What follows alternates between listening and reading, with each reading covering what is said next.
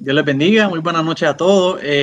Vamos a estar aquí en esta noche hablando sobre lo que es Hope, una nueva serie que vamos a estar trabajando en nuestra iglesia uno de Humacao. Esta serie titulada Hope, vamos a estar tocando diferentes temas varios días. Hoy nos vamos a estar concentrando en el tema de firmeza.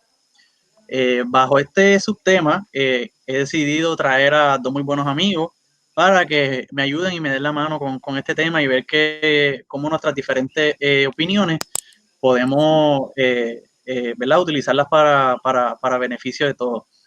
Conmigo tengo a Cristaniel Rodríguez. Cristaniel, si puedes saludar. Dios bendiga a todos.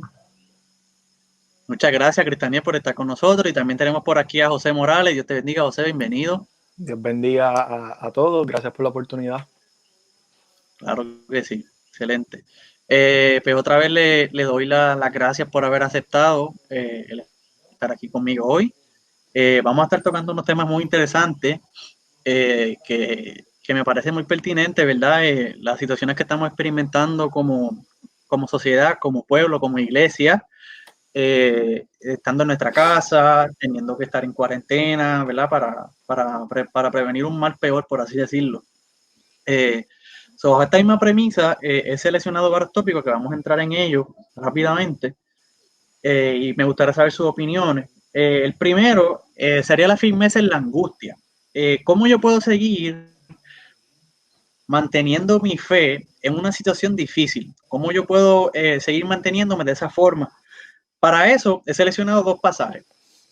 Primero vamos a estar viendo a Jesús orando en el Getsemaní ante la dificultad de una situación muy conocida por todas, ¿verdad que sí? Vamos a leer Lucas 22, los versos 39 al 46. Voy a estar dando lectura a los versículos y luego entonces pues, ustedes pueden entrar a opinar o podemos dirigir las preguntas. Lucas 22, del 39 al 46 dice, y saliendo se fue como solía al monte de los olivos y sus discípulos también le siguieron.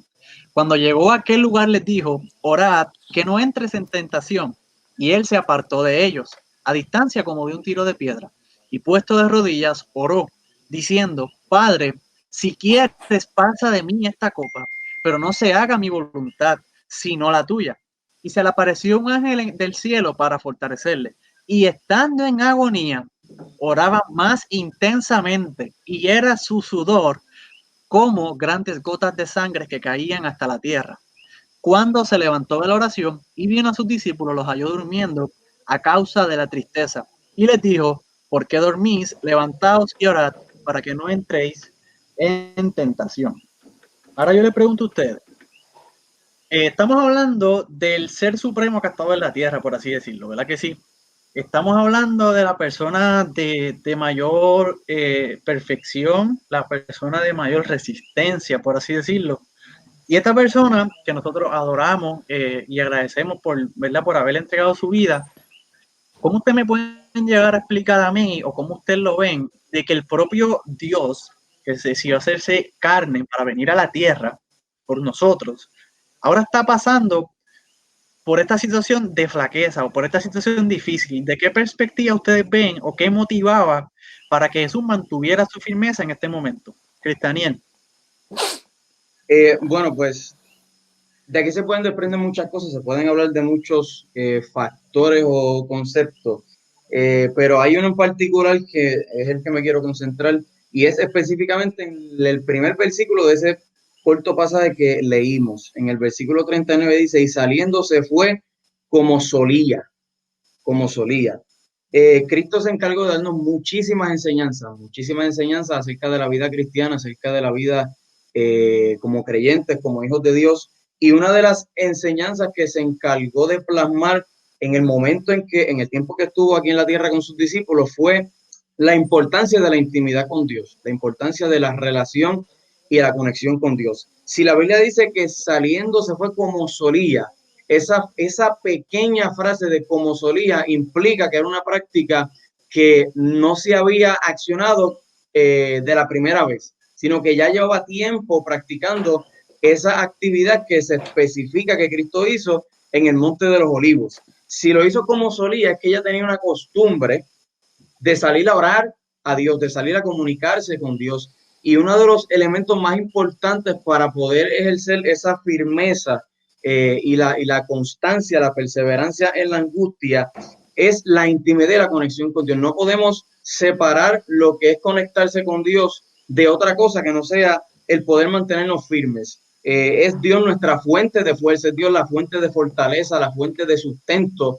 Y al nosotros entrar en este camino del evangelio y el catalogarnos como creyentes, como cristianos, una de las cosas más importantes que tenemos que tener en mente es que dependemos totalmente de la gracia de Dios. Dependemos totalmente de su gracia, de su misericordia y de que su mano nos sostenga en el momento difícil. Esto es un camino espiritual, por lo tanto, nuestra carnalidad llega hasta un límite y por más que nosotros tratemos, por más que intentemos empujar esta gran carreta del evangelio, si pudiéramos ponerle algún nombre un poquito interesante, un poquito cómico, no podremos empujarla hasta el final. Vamos a necesitar desde el principio hasta el final de la gracia de Dios y de la fuerza de Dios. Así que lo principal es que Cristo comenzó a ejercitarse en algo que ya él estaba acostumbrado a hacerlo. Comenzó a ejercitarse en algo que ya él venía practicando por mucho tiempo y que lo practicaba como una cosa normal, como una cosa de su diario vivir. Y era la práctica de acercarse a Dios, de orar a Dios, de comunicarse con Dios. Y número dos, se estaba moviendo en la voluntad de Dios. Una de las cosas que aporta que nosotros podamos estar firmes en el camino del evangelio es que estemos en la voluntad de Dios. Y más adelante yo sé que vamos a abundar más en estos puntos, pero una de las cosas que garantiza la firmeza del creyente es que caminemos conforme a la voluntad donde Dios haya decidido y determinado ponernos. Siempre que nosotros caminemos conforme al plan, conforme al propósito, conforme a la voluntad de Dios, hay una garantía, hay algo que puede asegurarnos de que llegaremos, no porque nosotros seamos importantes, no porque seamos tan especiales como para merecernos que Dios nos sostenga, sino porque hay una voluntad que está sobre la mesa y que más allá de nosotros, esa voluntad tiene un cumplimiento porque Dios siempre se encarga de cumplir lo que Él establece. Excelente. Muchas gracias, Cristaniel. José, ¿qué nos puedes contar? Pues mira, Jesús es la muestra del amor de Dios, se encarnó y creo que en ese misterio de la encarnación es donde mayor comprensión podemos tener de las cosas que a Jesús le suceden.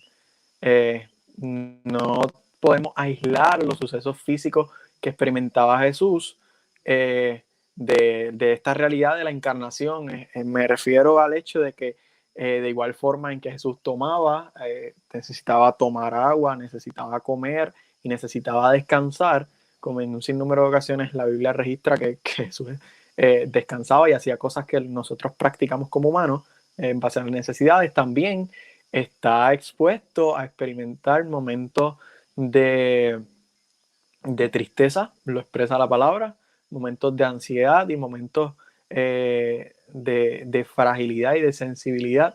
Esto no lo desliga de la firmeza que se encuentra en la persona que él es y lo que está haciendo, y mucho más allá de la divinidad de Jesús. Él está llevando una vida santa, una vida de compasión, una vida de justicia, una vida de practicar misericordia, y creo que en esos hechos, en esa realidad de la santidad que Jesús está aportando, se encuentra el hecho de la firmeza. La firmeza cristiana no debe estar basada en algo que podamos sentir o experimentar, sino en las realidades eternas y trascendentales que experimentamos como creyentes.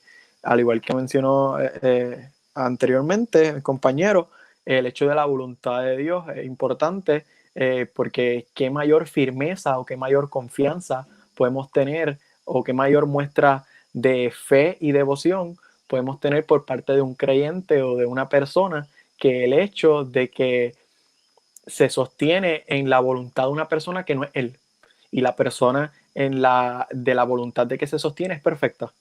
Se sostiene no en su voluntad personal y propia, que somos seres corruptos, pecadores, somos tenemos un sinnúmero de adjetivos para describir lo que hace esta naturaleza pecaminosa en nuestras vidas, pero si no se está apoyando en su propia voluntad, se está apoyando en la de alguien más. Hay que examinar la voluntad en la cual se está sosteniendo y en la cual está actuando, y si vemos la voluntad en la cual Jesús está haciendo todas estas cosas, es la voluntad de Dios Padre, y Dios Padre es perfecto. Eso da confianza, da seguridad y da, sin duda alguna, da firmeza para Él y para nosotros imitar su vida.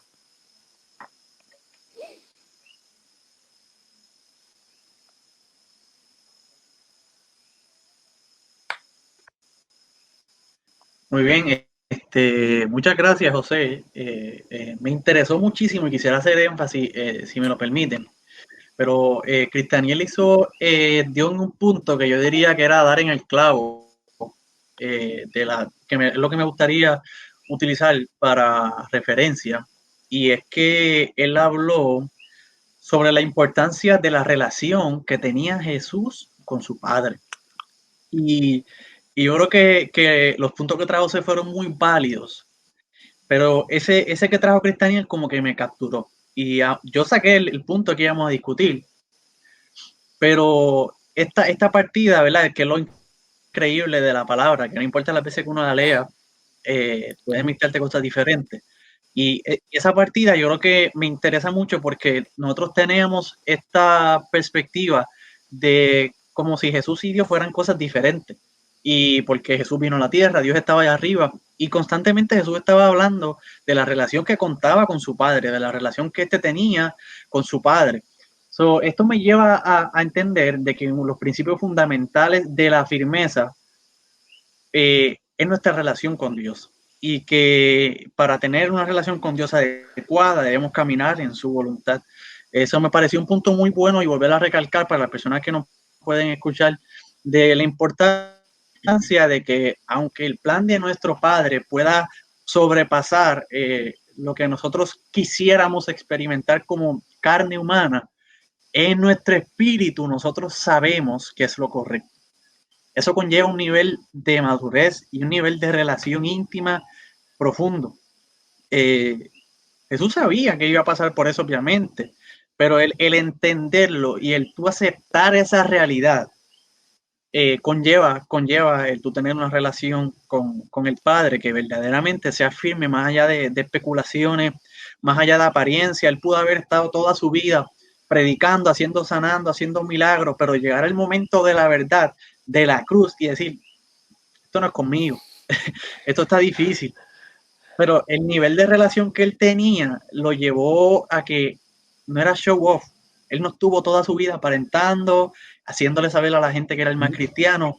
Cuando las millas contaron en el clutch, como dicen en el baloncesto, él se paró y demostró que la relación que él tiene con el Padre iba más allá de una apariencia. Esa parte me gustó mucho. No sé si quieren añadir algo más antes de pasar al próximo tema.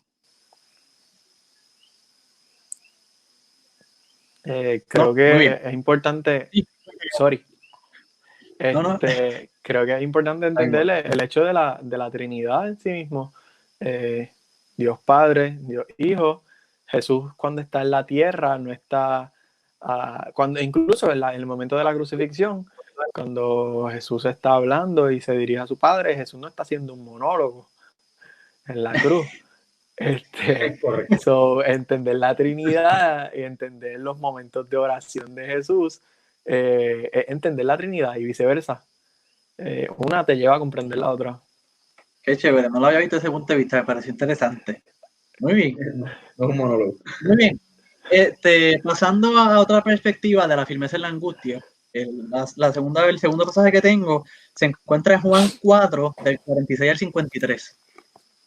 Juan 4, del 46 al 53, dice: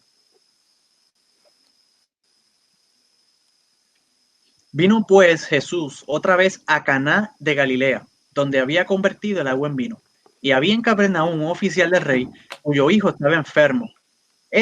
Cuando oyó que Jesús había llegado de Judea a Galilea, vino a él y le rogó que descendiese y sanase a su hijo, que estaba a punto de morir. Entonces Jesús le dijo: si no viereis señales y prodigios, no creeréis. El oficial del rey le dijo: Señor, desciende antes de que mi hijo muera. Jesús le dijo: ve, tu hijo vive. Y el hombre creyó la palabra de Jesús, que Jesús le dijo, y se fue. Cuando ya él descendía, sus siervos salieron a recibirle. y dieron las nuevas, diciendo, tu hijo vive. Entonces él les preguntó a qué hora había comenzado a estar mejor. Y le dijeron, ayer a las 7 le dejó la fiebre. El padre entonces entendió que aquella era la hora en que Jesús le había dicho, tu hijo vive. Y creyó él con toda su casa. Me gustaría que enfocáramos esta parte en el verso... ¿Se me perdió? Ok, verso 48, donde dice, entonces Jesús le dijo, si no viereis señales y prodigios, no creeréis. Miren, a mí me parece, y me gustaría empezar este tópico yo, a mí me parece que nosotros tenemos un problema con la firmeza. Y qué bueno, ¿verdad? Que tenemos la oportunidad de usar esta dinámica, porque yo tengo un problema con esta población de la iglesia que está basada en lo que ve. Y es predicar algo en lo cual no estamos creyendo. Y son estas personas que oran y necesitan ver acción. Son estas personas que no dan espacio a la voluntad de Dios manifestarse. Y son estas personas que necesitan tener algo palpable para creer. Y yo no sé qué ustedes puedan pensar, pero yo no quisiera llegar a la conclusión de que estas personas verdaderamente no han conocido a Dios. Porque es que entender que Dios solamente nos da cuando nosotros vemos algo palpable, me da un trabajo, me da dinero, me da un milagro, me sana de cáncer, me sana de alguna enfermedad, ahí yo veo a Dios fácilmente. Pero yo no puedo ver a Dios cuando me quita el trabajo, cuando me da el cáncer, cuando tengo muchas deudas. Y me parece una forma injusta de decir que somos firmes en Dios cuando las cosas nos benefician a cuando ocurre algo que no me beneficia. Y yo puedo entender algo que señaló José en la parte anterior, de que somos humanos, eso no quita que a mí se me haga difícil perder mi trabajo, eso no quita que yo pueda hasta en una oración molestarme en cierto punto con Dios, hasta cierto límite por las cosas que está experimentando. Pero en cierta manera me parece injusto de que nuestra firmeza sea cuando las cosas están bien, pero cuando la situación se pone complicada, como cuando hablamos de la pasada situación con Jesús, nosotros hacemos, esto no es conmigo, esto está demasiado fuerte para mí, Señor, ¿de verdad tú crees que está contigo? Y es que hemos como que atado a que el plan de Dios en nuestras vidas sea una vida de color de rosa, como si no pudiéramos tener problemas, como si no pudiéramos tener necesidades, como si no pudiéramos ser puestos en situaciones como la que fue puesta Jesús, de que quería pasar esa copa a otra persona y no quería hacer eso. Y me parece que nosotros queremos una fe fácil, que no tenga que ser puesta a prueba, que no tenga que ser puesta a probada su firmeza. Y me parece un poco injusto hasta cierto punto. No sé cómo ustedes lo pueden ver. Si me puedes comentar, Cristianiel.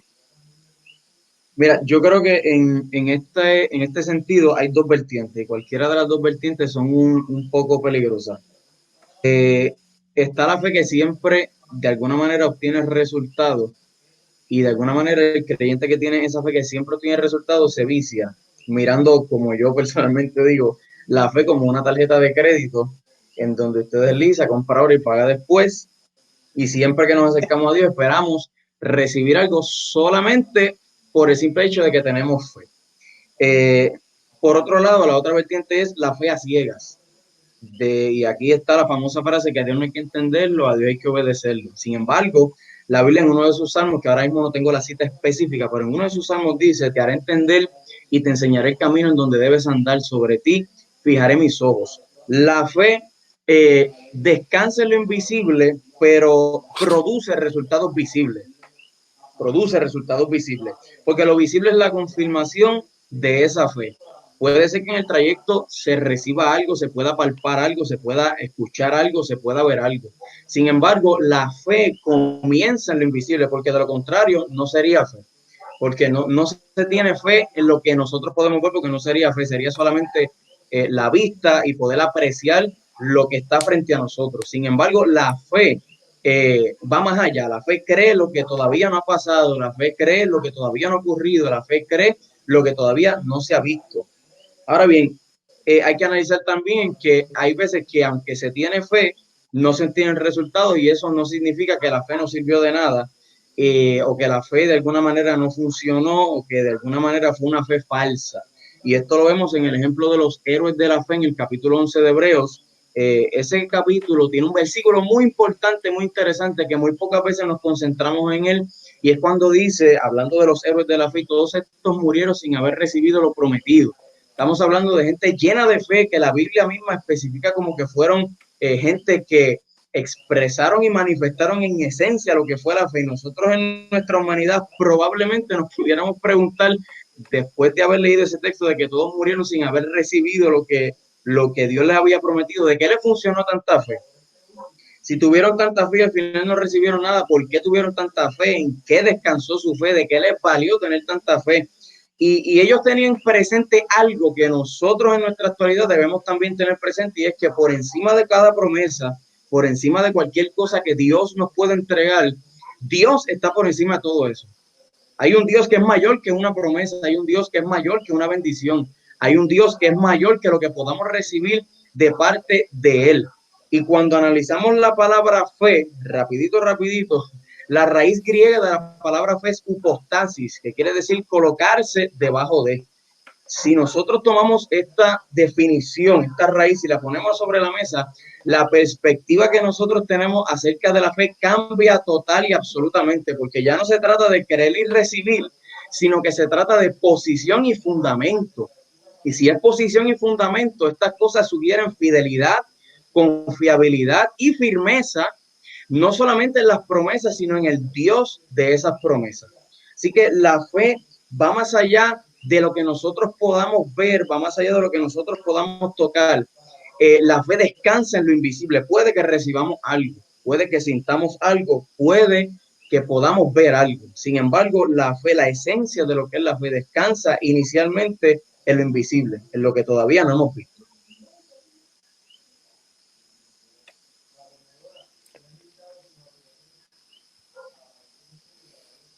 Muy bien, José, ¿qué nos puedes contar? Creo que una parte importante de lo que mencionaste al inicio del tema es el hecho de que no podemos catalogar o señalar la fe de las personas que siempre aspiran a que su fe alcance algo o de que sus oraciones sean contestadas y las puedan ver en vida. No podemos juzgarlos, porque la propia palabra, ven a mi mente un verso que dice, creo que en Corintios, que dice, los griegos buscan sabiduría, pero los judíos buscan señales. Y después Pablo dice, pero nosotros predicamos a un Cristo crucificado.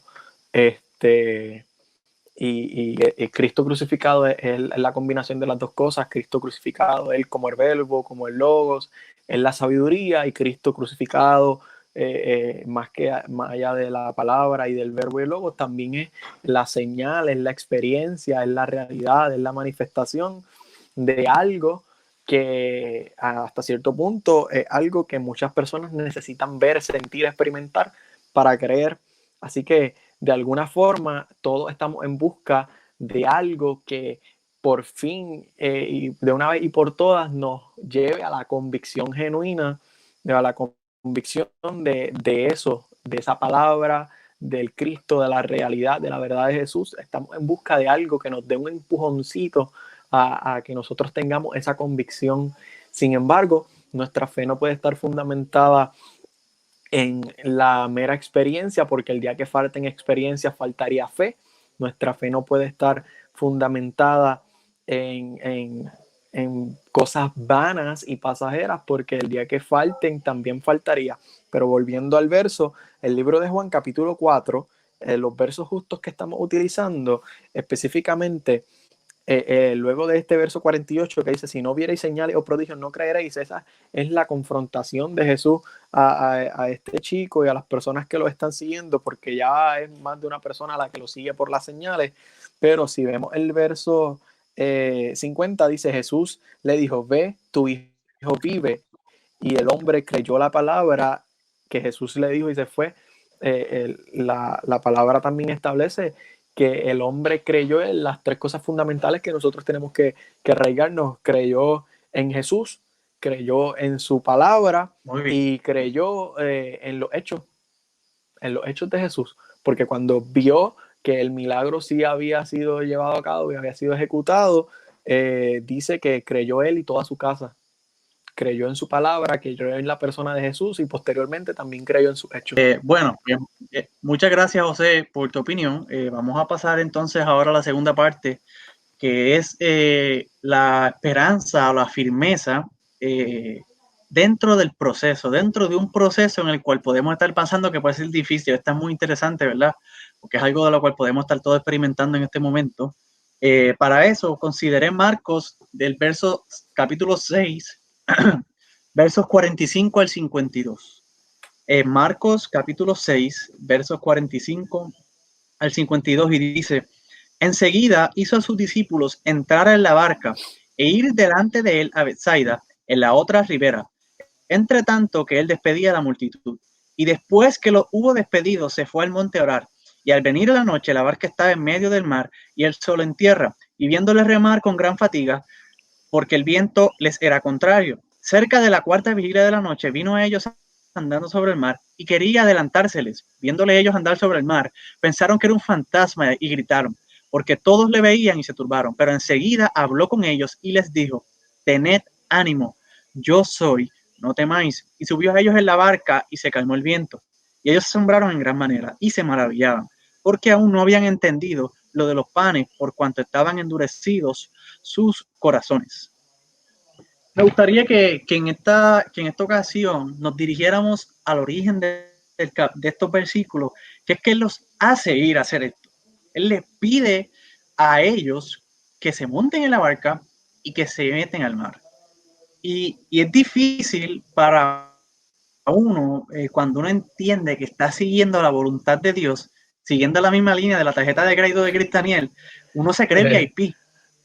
O sea, ya yo estoy siguiendo la voluntad de Dios y ya uno se cree que es intocable, nada me pasa, no soy a prueba de balas, camino sobre el agua, no necesito comer, ayuno de 40 días, por favor. O sea, a mí me parece que cuando nosotros queremos seguir el plan de Dios para nuestras vidas, es como si fuera por un camino rosa, con una canción de fondo, como si nos estuviesen viendo a lo lejos. La realidad es que no.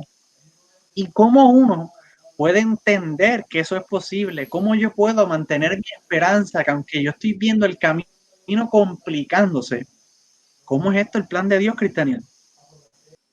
Pues mira, una de las cosas que tenemos que entender y tener muy presente en nuestra vida es que el hecho de que Dios nos deposite en su plan, en su propósito y en su voluntad, no nos exime de tener dificultades y tribulaciones que pueden socavar nuestra fe y de alguna manera afectar nuestra firmeza. Sin embargo, lo que hace la diferencia es el conocimiento que tengamos del Dios que nos llamó y del Dios que servimos. Este pasaje que se leyó está también registrado en Mateo capítulo 14, específicamente de los versos 22 al 32, cuando se especifica y se cuenta del momento en que Pedro caminó por encima del agua. Es el mismo escenario, la misma historia. Cristo estaba caminando por encima del agua, los discípulos estaban allí atemorizados por lo que estaba sucediendo. Para ellos y ante sus ojos era un fantasma. Sin embargo, Pedro, la contestación que dio demostró convicción y firmeza cuando dijo: Señor, si eres tú, manda que yo vaya a ti sobre las aguas. Señor, si eres tú, manda que yo vaya a ti sobre las aguas. ¿Qué demostró esto? No solamente demostró valentía y un poco de furia en el carácter de Pedro, sino que también demostró que el movimiento que él hizo, la acción que salió del corazón de Pedro a caminar por encima de las aguas, no solamente fue porque él era valiente, como pudiéramos decir, bravo, sino también porque conoció que Cristo era el que estaba allí. Por lo tanto, la firmeza que nosotros podamos ejercitar y practicar en nuestra vida, en algún momento dado dependerá de cuánto conocimiento tenemos del Dios a que nosotros le servimos. Y siempre que tenemos el conocimiento de Dios, que conocemos a quién le servimos, que conocemos quién nos ha llamado y conocemos quién es el Dios que está en medio de nuestro proceso, podemos mantener esa firmeza, no con nuestra propia fuerza, sino teniendo establecido sobre la mesa que el Dios que está con nosotros es más grande y más amplio y aún más fuerte que todas las circunstancias que nosotros podamos estar experimentando y que puedan rodear nuestro entorno. Creo que si puedo añadir algo a lo que Cristian él comenta, este escenario presenta algo que no hace tanto tuve la oportunidad de escuchar, es que está escuchando un podcast y demás, y Juan José Coto comentaba en el podcast que un sobreenfoque en el presente te hace perder la esperanza del futuro y desvirtúa, te quita la virtud a lo que Dios ya ha hecho en el pasado. Él decía esto, y creo que en este escenario de que Jesús anda sobre el mar y le hace un llamado con su acto poderoso a tener una mayor convicción de lo que Dios ha prometido, de lo que Dios ha establecido sobre sus vidas y lo que ellos están andando en ese propósito y en eso que Dios ha hablado, es lo que se retrata en esta y lo que se enmarca en esta historia. También tenemos que tener en la perspectiva, en el plano, sobre la mesa, el hecho de que atravesamos los procesos de forma individual o que atravesamos distintos procesos que involucran un grupo particular, puede llamarse sociedad de jóvenes, iglesia, estudiantado, un grupo de trabajo, un matrimonio o una relación o demás, pero aunque atravesamos tal vez nuestros procesos de forma particular y en gran medida de forma individual, se mantiene la firmeza en el proceso cuando vemos a Dios como partícipe de la historia. Una de las cosas que se ataca a través de la apologética y de la teología y de todo esto es el hecho del pensamiento gnóstico, el pensamiento muchas veces alejado de la luz de las escrituras, de que Dios es un Dios creador y que luego se distancia totalmente de su creación, pero cuando nosotros podemos tener la seguridad y la confianza de que Dios no está desconectado de nuestra historia,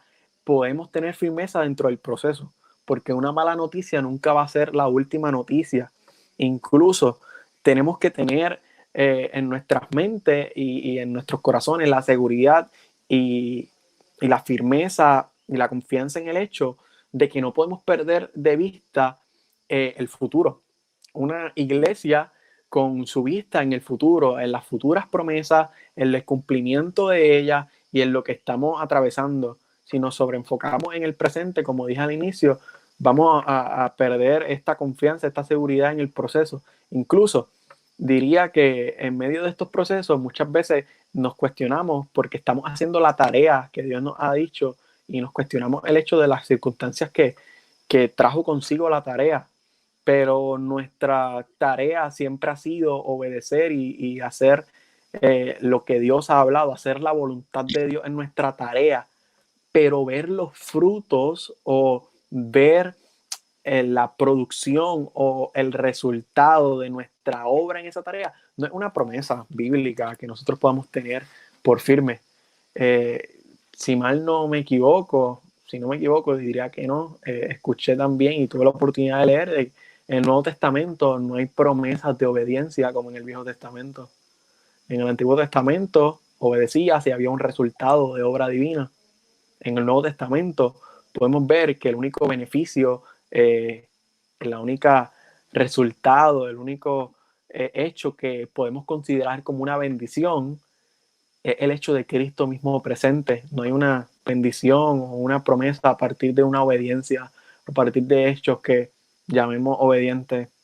Realmente ampararnos en que Cristo es suficiente, de que el futuro es mejor y de que el presente no se compara con la gloria venidera, nos hace estar lejos del mundo triunfalista de que somos indetenibles o indestructibles o no tenemos límites y todo ese pensamiento, y nos hace ser cristianos conscientes, conscientes con el pensamiento en el cielo, los pies en la tierra, pero la vista es en la palabra. Amén, amén. Me encantó mucho ese pensamiento que trae José, que por cierto se conecta con el próximo pasaje y último que vamos a estar viendo en esta ocasión, que me parece muy peculiar. Este pasaje que vamos a pasar ahora, y lo voy a unir con mi opinión sobre el pasado, me parece que nosotros como humanos, y voy a poner esto, y yo lo voy a poner como que yo no fui y me voy a salir. Nosotros como humanos hemos tomado un lugar que no nos pertenece. Esto nos pone a nosotros en una, no a nosotros, ponemos a Dios en una posición que no es la de Él.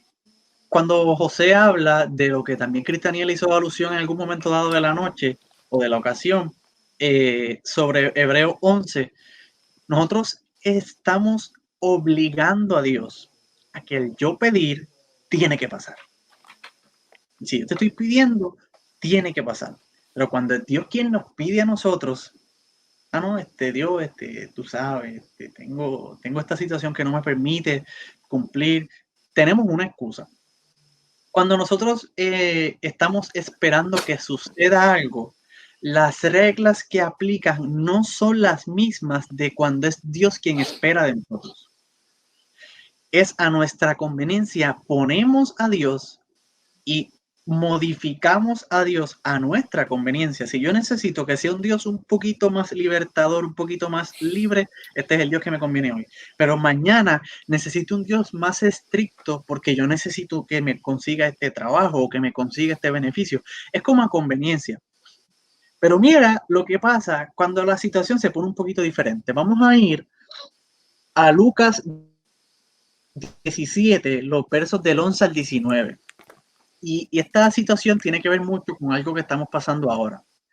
Lucas 17, del 11 al 19, dice, yendo Jesús a Jerusalén, pasaba entre Samaria y Galilea, y al entrar en una aldea, le salieron al encuentro 10 hombres leprosos, los cuales se pararon de lejos y alzaron la voz diciendo, Jesús, Maestro, ten misericordia de nosotros. Cuando él los vio, les dijo, id, mostraos a los sacerdotes.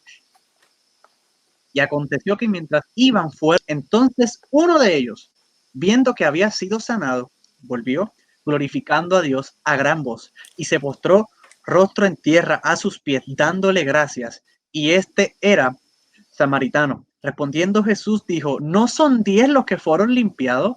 ¿Y los 9 dónde están? No hubo quien volviese y diese gloria a Dios, sino este extranjero.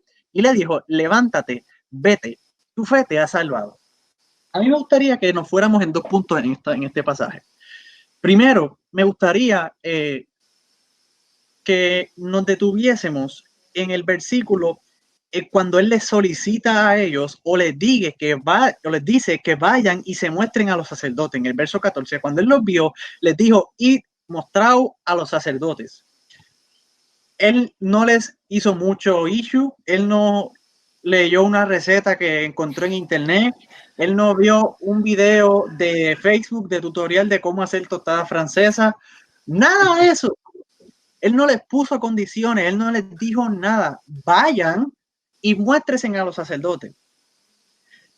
Yo me pregunto si hubiese sido la dinámica diferente y es Jesús si somos nosotros, Jesús, los que estamos pidiéndole algo a él, lo que nosotros mínimo esperamos es que lo haga, que lo que yo le esté pidiendo lo haga. Y mucha gente, estoy seguro, ay, pero ¿para qué yo tengo que ir a un sacerdote? Si él me va a sanar, porque yo tengo la necesidad de hacerle saber a otras personas que yo he sobrellevado mi situación. Y nosotros como que hemos olvidado y la fe de nosotros es limitada hasta que nuestro problema es solucionado.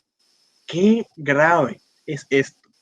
Qué grave es que en nuestros procesos esta firmeza es hasta cierto punto donde me conviene, pero cuando esa firmeza demanda que yo continúe haciéndole saber a otras personas lo que yo he pasado, lo que Dios ha hecho en mí, es como si yo me quiero quedar a Dios conmigo, para mí. Esto es mío, como decía unos muñequitos cuando éramos pequeños nosotros, que había uno que era egoísta, no me Stinger era que se llamaba. Todo esto es mío, todo esto es mío. Exactamente. Mío. Y me parece que es conveniente que cuando él nos da y exige que vamos a ponerlo de una perspectiva de agradecimiento, nosotros no queremos hacerlo después que estuvimos tanto tiempo pidiendo, no queremos devolverle el favor. Y esto me lleva al siguiente punto que me gustaría que entráramos, que es que, chicos, ¿cómo tú me dices a mí, en una mente prudente, que de 10 personas que yo sano, solamente una regresa? O sea, yo quisiera saber cómo la iglesia puede entender este tipo de cosas que nos pasan hoy en día. Y hoy en día, que estamos en cuarentena, que yo tengo que conformarme con traer un mensaje a través de este medio, y yo estoy confiando que va a ser el efecto en la vida de las personas. Pero como esos leprosos, de 10 personas que se conectan, solamente una persona me lo hace saber. ¿Cómo yo sé que está siendo efectivo? ¿Cómo la iglesia tiene esperanza de que lo que está haciendo es efectivo? ¿Cómo yo como cristiano individualmente sigo recibiendo la motivación a continuar el trabajo de la voluntad de nuestro Padre aquí en la tierra, cuando los frutos que yo estoy viendo quizás no son representativos? Porque es bien fácil yo ir a predicar a Benecer con que el campamento lleno, van a estar los moños dando vueltas, las sillas van a tener que sacar, vamos a tener que separar las nenas de los nenes. Sabemos lo que va a haber en este escenario. Pero ¿cómo yo lo hago cuando los resultados no son tan palpables? Cuando la fe sea necesariamente los resultados. ¿Qué tú me puedes decir, Cristian? Mira, aquí yo creo que la realidad la realidad más realista, valga la redundancia, y aunque sea un poco rudo y difícil de decir, el mayor enfoque siempre, siempre, siempre deberá estar puesto en Dios.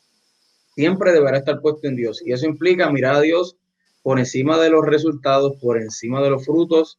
Eso implicará mirar a Dios hasta por encima del llamado que nosotros hemos recibido, porque más importante que eso es el Dios que nos llamó. Y entender siempre que la gracia de Dios es suficiente. Y claro, nosotros siempre, no solamente en la vida del Evangelio, sino en nuestra vida secular, el ser humano siempre tiene una noción de orientarse a producir y a obtener resultados de todo lo que hace. Y eso está bien, eso no está mal. Pero el problema radica especialmente en el cristianismo y en el evangelio, en definir nuestra efectividad, en definir nuestra victoria y definir nuestro éxito solamente cuando obtenemos resultados. Y eso puede llevar a muchas cosas, como por ejemplo la frustración de pensar que no estamos siendo efectivos o que no estamos cumpliendo con la encomienda que Dios nos dio, simple y sencillamente porque no vimos el fruto o porque no tuvimos resultados. Y en esto hay que destacar dos cosas. Número uno es que hay gente que pues son efectivos en lo que hacen y no han visto resultados probablemente nunca en su vida. Y hay gente que obtiene muchos resultados, obtiene muchos frutos, pero lamentablemente están alejados de la voluntad de Dios. Y aquí hay que diferenciar lo que es la victoria y la efectividad de la obtención de frutos. Obtención de frutos y obtención de resultados no define cuán exitoso yo sea y cuán efectivo yo sea en lo que estoy haciendo. Yo creo que la mayor de las efectividades y el mayor de los éxitos y las grandes victorias es la obediencia al Dios que nos ha llamado. Y al obedecer a Dios, obtengamos resultados o no, yo creo que estamos venciendo y cumpliendo con lo que Dios quiere que nosotros hagamos. Y claro, es rudo, es un poco difícil, es un poco crudo aceptar esa realidad, pero de ninguna manera podemos permitir que un resultado obtenido defina cuánta efectividad nosotros tenemos en el Evangelio.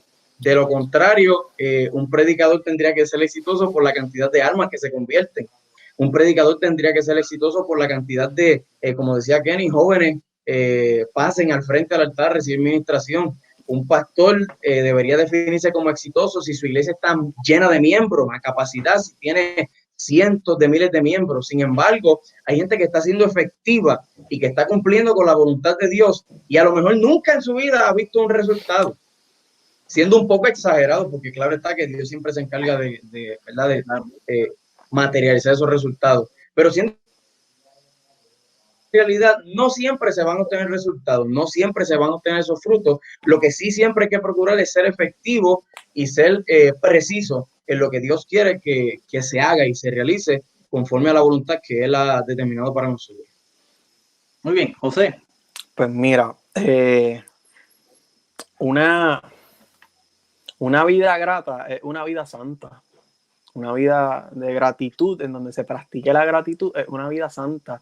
Y creo que lejos de concentrar la gratitud en un día, como se suele hacer, el Día de Gracia y demás, creo que necesitamos comprender que la vida te presenta distintos escenarios en donde tú puedes mostrar gratitud, y aparte de esos escenarios que te presenta la vida, que te presenta las circunstancias en las cuales estamos atravesando, uno debe buscar la oportunidad de mostrar gratitud a otros y principalmente a Dios. ¿Cómo podemos sostenernos y mantenernos motivados a continuar con la obra aun cuando no vemos resultados? Es confiando en el hecho de la palabra de Dios y de lo que ella establece respecto a los resultados y a lo que Dios quiere hacer con el mundo. La palabra dice: Él no quiere que ninguno se pierda, sino que todos procedan al arrepentimiento. Así que confiando en esa palabra, yo no tengo que predicar confiando en el hecho de que el éxito de la prédica, el éxito de lo que se hace o los resultados en última instancia dependen de mí. La realidad es que no dependen de mí. Dependen del deseo de Dios de salvar el mundo y de la gracia que ha habilitado a los que están escuchando para tomar una decisión en pos de Dios o en pos de sus deseos pecaminosos. También nos impone de cierta forma la gracia, el hecho de que nosotros lo que recibimos no es porque lo merecíamos, así que nuestro esfuerzo no merece determinados resultados. Nosotros recibimos de gracia, también tenemos que dar de gracia, aunque no tengan ningún tipo de resultado o ningún tipo de efecto que queremos o esperamos ver. Ahora bien, creo que por último podría decir que la comprensión de lo que se hace y para quien se hace también representa la motivación principal para el cristiano practicar cada una de estas obras de misericordia y de justicia y demás. Una vida santa es una vida grata. Recapitulando, el deseo del Espíritu es que todos procedan al arrepentimiento, confiamos en ese hecho, confiamos en su palabra y recibimos de gracia, vamos a dar de gracia. Ahora bien, tenemos que tener claro a qué Dios le estamos sirviendo, porque como bien dijiste, la gente toma partes de la naturaleza o de lo que Dios hace en momentos convenientes, y creo que eso es peligroso porque en algún momento pude escuchar y pude leer acerca de esto, y es la realidad de que si nosotros creamos una imagen de un Dios que no es el Dios de la palabra, aunque le llamemos Jehová, realmente estamos en idolatría. Y creo que esos puntos son los esenciales para llevar una vida de continuo servicio, independiente de lo que pueda producir ese servicio. Excelente, excelente. Hay un último énfasis en este punto, y es que la iglesia necesita mantener su enfoque en que nuestro llamado fue a predicar el evangelio. Y yo he escuchado, y cuando digo esto es porque no fuimos llamados a convertir la gente. Yo no fui llamado a que cuando, por poner algún ejemplo, a través de mí o a través de alguien, o fulano de mi iglesia, Dios le hace un llamado para pastor, y el muchachito acaba de llegar hoy por primera vez a la iglesia, tiene los pantalones un poquito más bajo la cintura, tiene cadenas, no está en la iglesia, es la primera vez que viene. Yo no estoy llamado a hacerlo pastor. Yo estoy llamado a predicarle la palabra del Señor. Y nosotros queremos interferir en el terreno de la obra del Espíritu Santo en la vida de la gente, cuando nuestra responsabilidad es predicar la palabra. El llamado fue: vayan y predíquenle a todas las naciones, no vayan y conviertan a todas las naciones. Y a mi parecer, los líderes, ya sean presidentes, pastores, lo que sea, de la iglesia, han caído en molestarse cuando alguien deja de ir, cuando alguien deja de asistir a la iglesia. Oye, mira, yo me di cuenta que fulanito estaba viendo el live de la otra iglesia y no estaba viendo el de la mía. ¿Cuál es el problema? ¿O cuál es el problema cuando no va el domingo a la iglesia porque salió con su familia a dar una vuelta? Yo no estoy diciendo que no tenemos nosotros como líderes responsabilidad de trabajar y mantener nuestras ovejas dentro del redil, que estén a salvo, que estén sanas, pero intervenir en la obra del Espíritu Santo en cada vida, a menos que sea bajo la dirección de Dios, porque con todo esto hay disclaimers. Si tenemos, o el Señor nos ha hecho saber que tenemos que intervenir en una vida, creo que para eso está el discernimiento.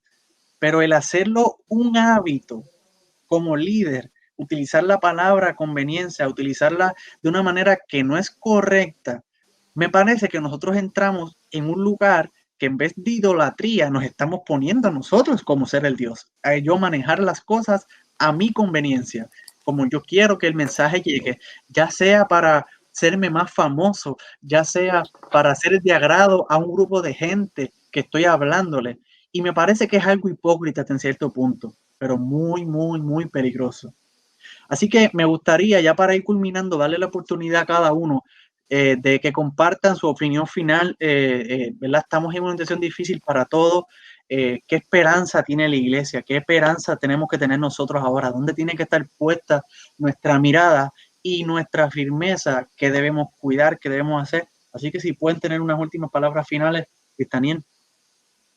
Mira, yo creo que la mayor de las esperanzas es que, aunque las circunstancias que nos rodean no son las mejores, yo creo que la gente ya está saturada de todo lo que es la cuarentena, de todo lo que es el coronavirus, todo lo que está sucediendo a nivel mundial, no solamente a nivel isla.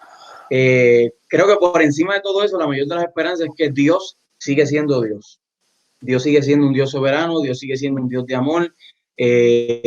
Todo lo que está sucediendo no detiene en ninguna manera y bajo ninguna circunstancia el plan que Dios tiene para la iglesia y el plan que Dios tiene sobre su obra. Y además de todo eso, que Cristo viene y que en algún momento nosotros seremos transformados, en algún momento comenzaremos a disfrutar de una vida eterna, de una eternidad gloriosa con Cristo. Y por encima de todas esas cosas, la mayor de las esperanzas es esa, que todavía hay un plan vigente y Cristo está a las puertas para buscar a su pueblo. Bueno, José. Creo que brevemente la esperanza del creyente en estos momentos de crisis y los momentos de crisis que vendrán es que Dios venció las tinieblas, venció el presente, prepara una vida mejor en el futuro, viene por nosotros para llevarnos a esa victoria que Él obtuvo y que comparte con nosotros. En lo que Él viene, en lo que llega ese momento, debemos resistir, permanecer, creer y confiar. Creo que eso es todo. Confiar en la victoria y en lo que Él obtuvo para nosotros es suficiente. Bueno, muchachos, muchísimas gracias por su tiempo, muchísimas gracias por su disposición. Me quedé con la mitad de los tópicos cubiertos. Así que yo no sé si me atrevo a comprometerlos aquí ustedes al aire y a la presidencia de los jóvenes, pero si ustedes me lo permiten, yo creo que pudiéramos hacer la segunda edición para culminar, porque creo que nos quedamos bien cortos. Así que veremos cómo trabajamos eso para una próxima ocasión. Pero quiero darle las gracias otra vez por sacar ese tiempo, por estar aquí con nosotros. Esperamos que pues estas palabras sean de bendición no solamente para nuestra iglesia, sino para todas las personas que nos escuchen. Así que nada, muchísimas gracias nuevamente. Dios les bendiga y nos estaremos viendo por ahí próximamente. Gracias por la oportunidad. Muy bien, gracias.